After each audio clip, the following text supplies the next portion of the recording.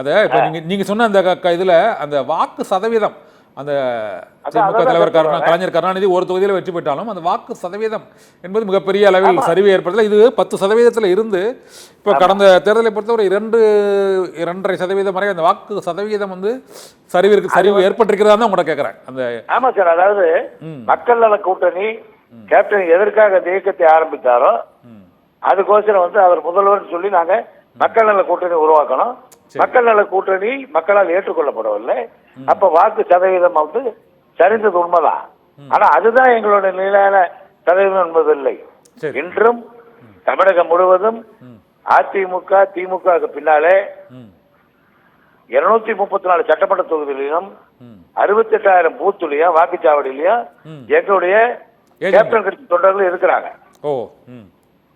வேற எந்த இயக்கத்திலையும் எந்த கட்சி நான் குறை சொல்ல விரும்பல. இல்ல தேமுதிகவுக்கு வந்து அந்த செல்வாக்கு பரவலாக தமிழகம் முழுவதுமே அந்த வாக்கு வங்கிங்கிறது இருக்குது.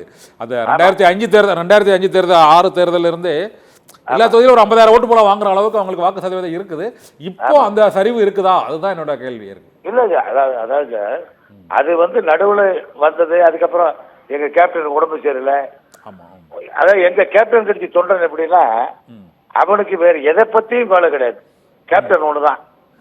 அந்த கேப்டன் நம்ம குடும்பத்திலே ஒருத்தருக்கு தலைமைக்கு உடம்பு சரியில்லை கொஞ்சம் வருத்தப்படுவோம்ல. இவர் கேப்டன் அதுக்கு மேலாக நினைக்கிறாங்க.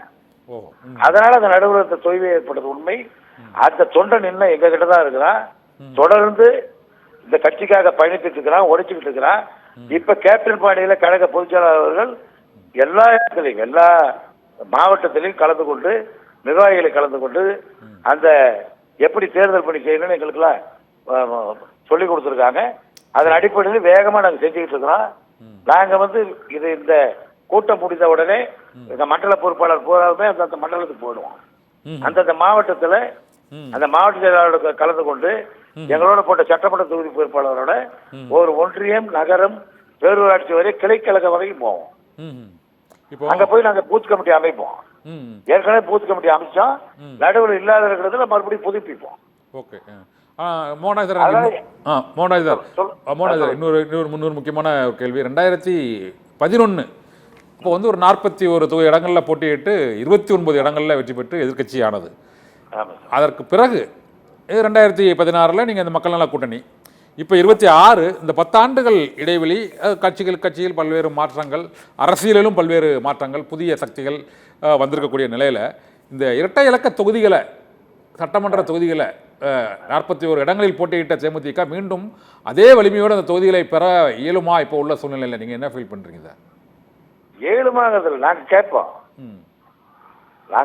கூட்டணி கட்சியில் எந்த கூட்டணி சேர்றோமோ அந்த கூட்டணி கட்சி தலைமைகள் அவர் எத்தனை கட்சி சேர்த்துறாங்களோ அதுக்கு ஏற்ற மாதிரி அவங்க சொல்லுவாங்க. நாங்களும் அதுக்கு வந்து எங்க கட்சிக்கு உண்டான அதிகப்படியான இடங்களை கேட்டு போடுவோங்கிற நம்பிக்கை எங்களுக்கு இருக்கிறது. அந்நியரை வந்து அதுக்கு ஏற்ற மாதிரி வியூகம் கண்டிப்பா வகுப்பாங்க. சார் ஒரு உதாரணத்துக்கு 1987 டிசம்பர் 24 படிச்சது எம்ஜிஆர் மறைஞ்சாரு. கட்டாளிக்கு என்ன ஓட்டு போடுறதுக்கு தானே இருக்கிறாங்க. சரி. அதே மாதிரி கலைஞர் உதயசூரன் என்ன எத்தனை ஆண்டு கால கட்சி அது உதயசூரன் ஓட்டு போடுறதுக்கு தானே இருக்கிறாங்க. அதே மாதிரி எங்க இயக்கத்திற்கு முருகன் சின்னத்திற்கு மக்களால கேட்டாலும் கேட்கலனாலும் கேப்டன் மேல தமிழ்நாடு எல்லா மக்களும் அன்பு செலுத்தியிருக்கின்றார்கள். நடுவில் 8 வருட காலம் உடல் நிலை சரியில்லாத பொழுது மக்களை சந்திக்க முடியல. அந்த தொய்வு எங்க தொண்டனுக்கும் உண்டு, எங்களுக்குமே உண்டு சார். ஆமாம், அனைவருக்கும் உண்டுதான். ஆனாலும் விஜயகாந்த் இந்த மறைவுக்கு பிறகு நடைபெற்ற அந்த நாடாளுமன்ற தேர்தல் மற்றும் அதை தொடர்ந்து நடைபெற்ற அந்த நாடாளுமன்ற தேர்தலில் வந்து ஒரு குறிப்பிடத்தக்க வாக்கு சதவீதத்தை பெற முடியாத நிலையில் அந்த பழைய தொகுதிகளை 2016க்கு முன்பு உள்ள தொகுதிகளை தேமுதிக பெற முடியுமா என்ற ஒரு கேள்வி இருக்குது. அதை தான் நான் கேட்குறேன். அப்படி ஒரு சூழ்நிலை வந்தால் தேமுதிக வந்து இந்த அணி மாறுவதற்கான ஒரு 3வது பழையபடி அதிமுக பாஜக இல்லாமல் அல்லது திமுக கூட்டணி இல்லாமல் புதிய அணி மாறுவதற்கான சூழ்நிலை, புதிய வியூகம் எதுவும் வகுப்பதற்கான திட்டம் எதுவும் இருக்கான்னு கேட்குறவங்க. இல்லை, அது எல்லாமே எங்களுடைய பொதுச் செயலாளர் எடுக்கின்ற முடிவு தான். அவங்க எடுக்கிற முடிவுன்னா அதுக்கு முன்னால தலைமை கழக நிர்வாகிகளை கலந்து மாவட்டத்தெல்லாம் கலந்து ஒரு தெளிவான முடிவு எடுப்பாங்க. எங்களுக்கு அந்த அதிகமான தொகுதி கிடைக்கிறதுக்கு உண்டான வியூகத்தை அந்நியர்கள் வகுப்பாங்க.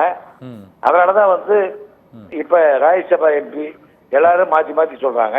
சரி. நாங்க என்ன பேசணுமோ அது பிறகு நாங்க நடந்துகிட்டு இருக்கிறோம். அந்நியாரும் அப்படிதான் நடக்கிறாங்க. ம் புதுசு புதுசா அதாவது கேட்கறவங்க கேட்கறாங்களே ஒழிய ம் தருமபுரியில் நடந்த பொதுக்குழு செயற்குழுல அந்நியார் தெளிவா என்ன சொல்லிட்டாங்கன்னா, ம் எங்களுடைய நிலைப்பாட்டை கடலூர் மாநாட்டிலே அறிவிப்போன்னு சொல்லிட்டாங்க. ஓ ம் இதற்கு முன்னால கேப்டன் இருக்கும்போது கூட ம் 2011 மக்கள் உரிமை மாநாட்டுல ம். கூட்டணி வைக்கலாமான்னு கேக்குறாரு. ஆஹா தொண்டர்லாம் வைக்கலாம்னு சொன்ன வேண்டியதான் அம்மையாரோட ஜெயலலிதா அம்மையாரோட கூட்டணி வச்சாரு. சரி ம் அதற்கு பிறகு 2010 மக்கள் நல கூட்டணி உணர்வுப்பேட்டை மாநாட்டுல தொண்டர்களை பார்த்து நான் கிங்கா இருக்கணுமா கிங் மேக்கரா இருக்கணுமான்னு கேட்டாரு. ம் கிங்கா இருக்கணும் நாங்க தொண்டர் விருப்பப்படி மக்கள் நல கூட்டணி ஆரம்பிச்சார்.